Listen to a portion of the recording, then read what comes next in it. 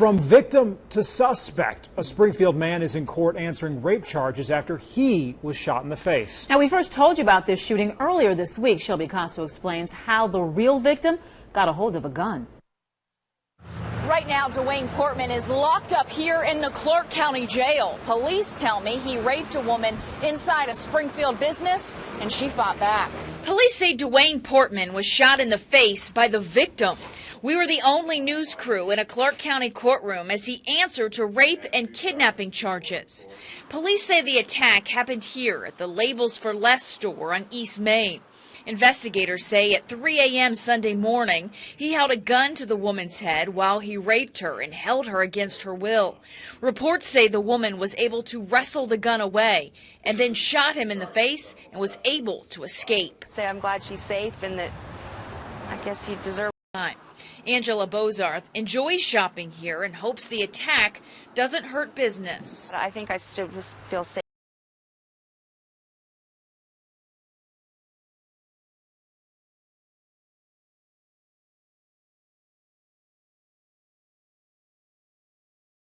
Very dramatic day in court as a young man learned his fate. He beat his girlfriend's little boy to death because he wouldn't stop crying. Brittany Smallwood has more on today's sentencing for us. Hi, Brittany. Teresa, it was intense at sentencing. The courtroom was packed with family and friends supporting the defendant, Dylan Shoemaker, and the victim's family. As soon as the case was called, Shoemaker walked into the courtroom and started crying, telling everyone how sorry he was. I didn't mean to kill Austin. Ashley, I really didn't. I really think I did that. I didn't mean to hurt him. Dylan Shoemaker walked into a state Supreme courtroom pleading his case, telling his victim's mother and the court he's remorseful for what he did. Shoemaker was sentenced Friday for beating 23-month-old Austin Smith last March. Before the sentence was handed down, Shoemaker and his defense attorney fought for the minimum sentence, 15 years to life. I can't take back what was done. I wish I could. I would give my life for Austin. I loved him a lot. Austin Smith was completely defenseless. That's a given.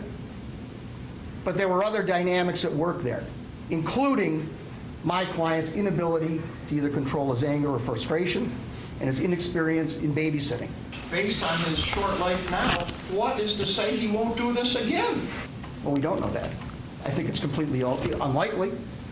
It was a situational, circumstantial thing. In Judge M. William Bowler's last words to Shoemaker, he told the now 17-year-old that in his short life he's caused so much despair to so many people. Bowler said he listened intently to Shoemaker's testimony during trial and called him a manipulator who minimizes his actions. The record will show that you admitted that on July 23, 2013, in a phone call to your mother from the holding center, you stated, and I got a quote from the Shoemaker was sentenced to 25 years to life.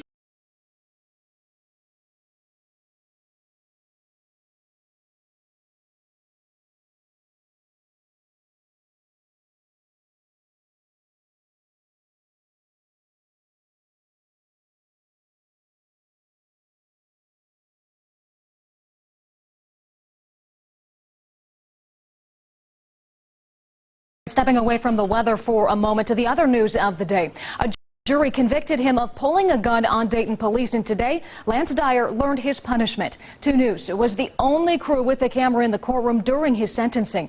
Now at 5:30, Megan O'Rourke is here with the price the teen will pay.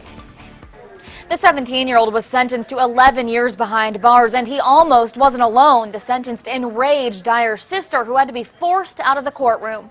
Is there anything further from the state? Man, my brother got 13 years old. It was an explosive ending to a case that started over a year ago. Lance Dyer was only 16 when he was involved in a brief police chase in a stolen car. Dyer bailed from the vehicle and pointed a gun at a Dayton officer while trying to get away. That cop fired and shot Dyer in the hand. I can't think of anything more serious than someone pointing a loaded weapon at a police officer.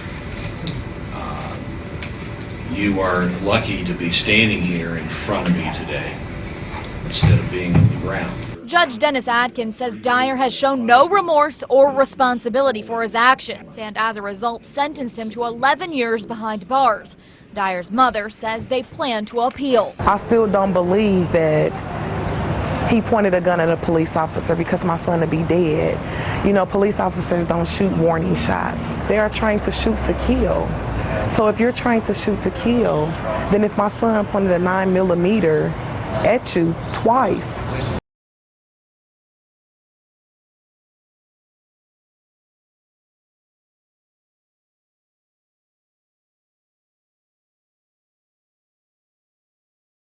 A violent outburst in a Milwaukee courtroom as a man fights with deputies following a life sentence. 21-year-old Nathan Potter was shot to death last summer in River West, and his 19-year-old killer has no chance of parole. 12 News' Nick Bohr is live at the courthouse with new information. Nick, deputies reacted quickly to that outburst.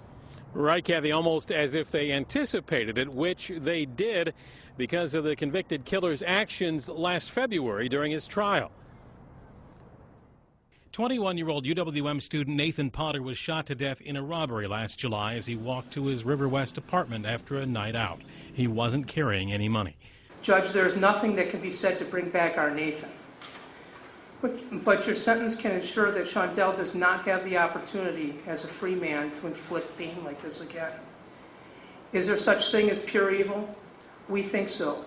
At his sentencing today, 19-year-old Shondell Jackson was facing a mandatory life term for pulling the trigger, but hoped for a chance at parole, a hope dashed by Judge Rebecca Dallett, who gave him life without parole, sparking the outburst.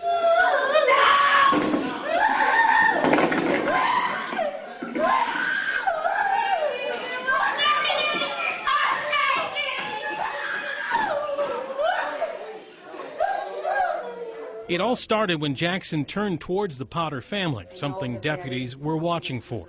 At the sentencing today, prosecutors played this 12 News video of Jackson's February conviction when Jackson gestured to the Potter family several times, cursed at them, and as he was let out of court, our camera caught him smiling at the victim's family. We see how evil Shondell is in court, looking at us, swearing at us, and smiling.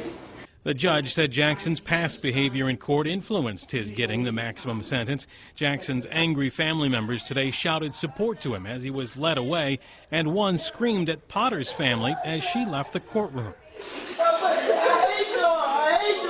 Our little girl was afraid. She was afraid that he was going to try and kill one of us.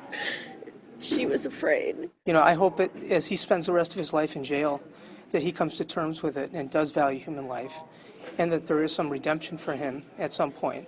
But that's totally up to him. And for his family to say to us, we hate you, what's that all about? We didn't do a thing to him. Jackson's accomplice, Derek Thomas, was sentenced this afternoon. He'd pleaded guilty earlier. He was sentenced to 12 years in prison. Live at the courthouse, Nick Bohr, WISN 12 News.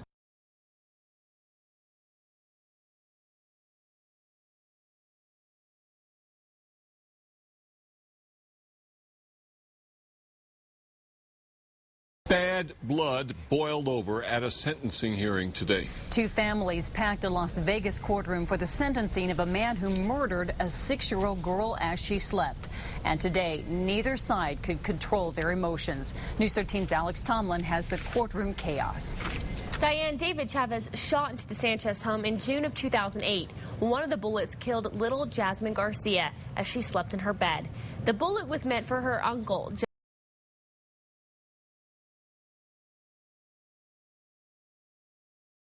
So I don't know whether he qualifies. Ms. Lancaster, do you want to see if he can finish this up? Mr. Brown, you at this point.